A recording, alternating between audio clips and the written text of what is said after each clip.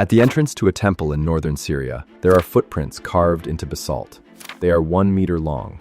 A pair of them pressed into the exterior threshold side by side, as though something of enormous weight stopped and stood at the door. 9 meters further inside, a single left footprint. Then another single print beyond that, mid-stride, crossing through the interior thresholds deeper into the temple. Whatever made these prints was walking inward, through the portico, past the antechamber.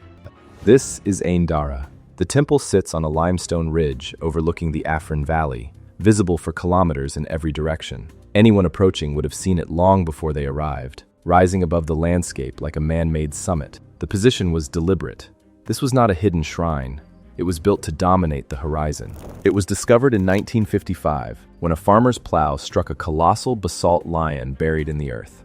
The lion alone weighed over a ton. When Syrian archaeologist Ali Abu Asaf led full excavations beginning in 1980, what emerged from beneath the hillside was one of the most elaborately decorated religious buildings ever found in the ancient Near East. The temple dates to between 1300 and 1000 BCE, built by the Syro-Hittites, who emerged after the collapse of the Hittite Empire in the 12th century BC. Ain Dara was their masterpiece, but it was not built all at once. Archaeological evidence reveals at least 3 major construction phases, spanning roughly 3 centuries. The original structure was expanded, reinforced, and redecorated by successive rulers. Each generation preserved the footprints. Each generation maintained the same tripartite layout. Whatever this building meant to the people who built it, that meaning endured across dynasties.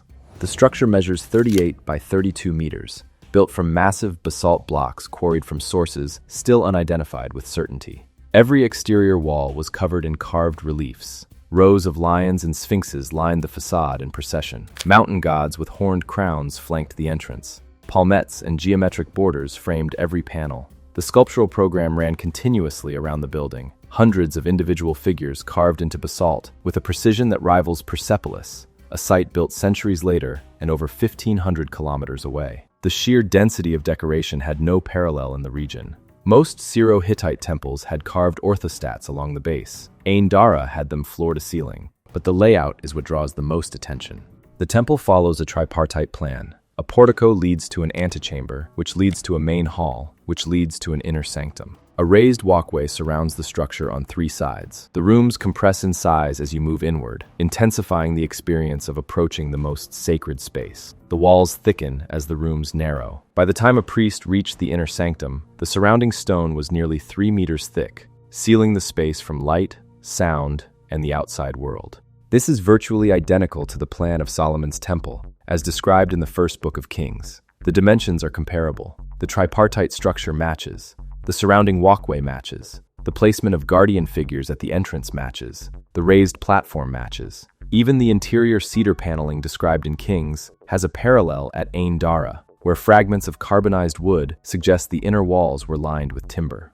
The guardian figures flanking the threshold also map. The first book of Kings describes 2 cherubim carved from olive wood, standing inside the inner sanctum of Solomon's temple, overlaid with gold. Hundreds of reliefs at Ain Dara depict the same class of figure.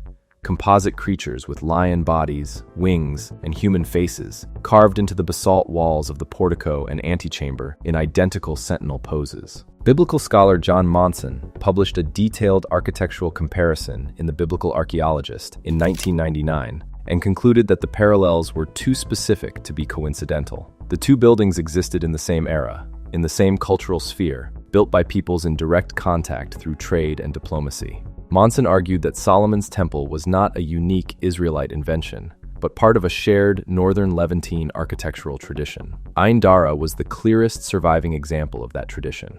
No physical remains of Solomon's temple have ever been found. The Temple Mount in Jerusalem has never been excavated, and almost certainly never will be. For researchers trying to understand what the most famous temple in religious history actually looked like, Ain Dara was the single most important architectural reference point on Earth. And then the footprints. Each print is approximately 1 meter long and 30 centimeters wide, showing toes, arches, and heel impressions. They were carved with the same technical mastery as every other element at the site. The basalt is extremely hard, rating 6 to 7 on the Mohs scale, and yet every curve of the arch, every separation between toes, is rendered cleanly. The pair at the exterior threshold are positioned as though a figure stopped at the door.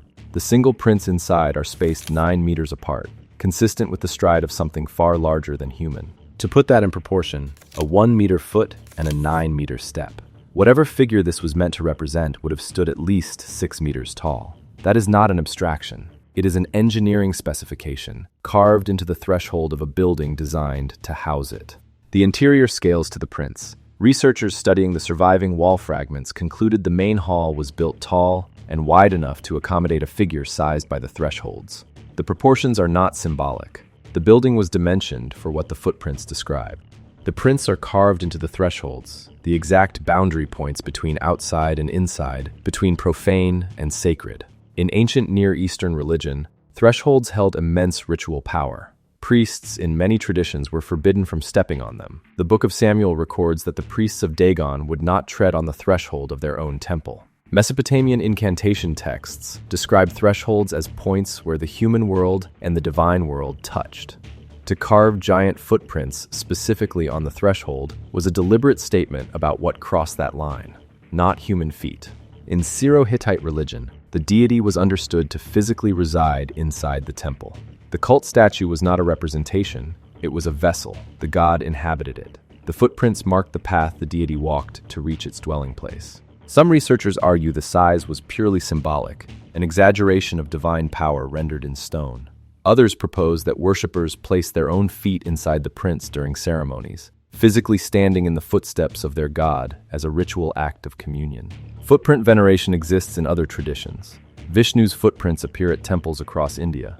The Buddha's footprints are carved into rock across Southeast Asia. But those are small, symbolic impressions set into flat stone. The Ain Dara prints are 1 meter long, anatomically detailed, and spaced 9 meters apart in a walking sequence through successive doorways. The scale is different. The intent appears different. Neither explanation accounts for why this appears at no other Syro-Hittite temple. Dozens of Syro-Hittite sanctuaries have been excavated across southern Turkey and northern Syria. Not one has footprints. If this were a standard element of the religious tradition, we would expect to find it elsewhere. We do not. Whatever purpose they served, it was specific to Ain Dara, specific to this hilltop, specific to whatever was believed to walk through that door. On January the 20th, 2018, Turkish military forces conducting Operation Olive Branch in the Afrin region of northern Syria struck the temple with an airstrike. Satellite imagery published by the American Schools of Oriental Research confirmed that approximately 60% of the structure was destroyed. The central and southeastern portions of the building were gone. The raised walkway was shattered. Several of the carved wall panels that had survived 3,000 years were reduced to rubble in seconds. The temple had survived the collapse of the Hittite Empire. It survived the Assyrian conquest. It survived the Persians, the Greeks, the Romans, the Crusades, the Ottomans, and the first 7 years of the Syrian civil war. It did not survive a single modern airstrike. The Syrian Directorate General of Antiquities condemned the strike. UNESCO issued a statement, and then the news cycle moved on. What remains are the fragments, the photographs taken during decades of careful excavation, the footprints, which were near the entrance and partially survived, the memory of a building that was the closest thing we had to seeing Solomon's temple standing in stone. 1 meter long, carved into basalt, walking into a room that no longer exists. The stone remembers what stepped there. We never will.